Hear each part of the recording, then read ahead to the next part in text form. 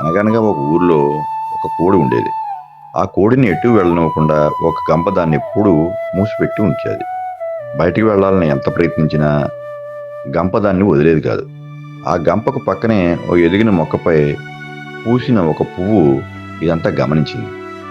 అది ప్రేమగా అడిగింది, "ఓ గంప, ఎందుకు ఆ కోడిని అలా మూసిపెట్టి దాని స్వేచ్ఛను, ఎదుగుదలని అడ్డుకుంటున్నావు? పాపం కదా." పువ్వు మాటలకు అహంకారంతో నిండిన మనసుతో ఆ గంప ఇలా బదులిచ్చింది, "నా గుణం అంతే. నాకు నచ్చిన దాన్ని మోసుకెళ్తాను. నా ఇష్టం వచ్చిన దాన్ని మూసి పెడతాను." గంప మాటలు విన్న పువ్వు చిన్నగా నవ్వి ఇలా అంది, "అన్ని పరిస్థితులు నీకు అనుకూలంగా ఉంటాయని విర్రవేగకు." గంప కోపంగా, "హహహ, అవునా?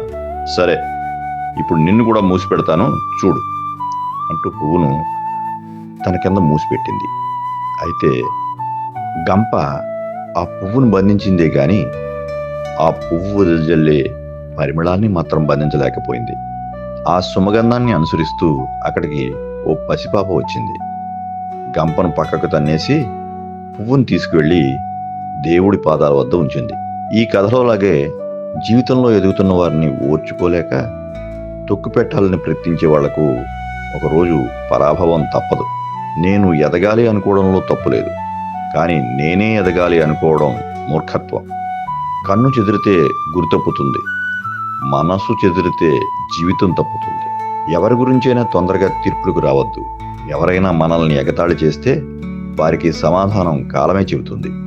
చివరికి కరుగుతున్న క్షణానికి, జరుగుతున్న కాలానికి, అంతరించే వయసుకి మిగిలిపోయే జ్ఞాపకమే మంచితనం. అదే మనకు నిజమైన ఆభరణం.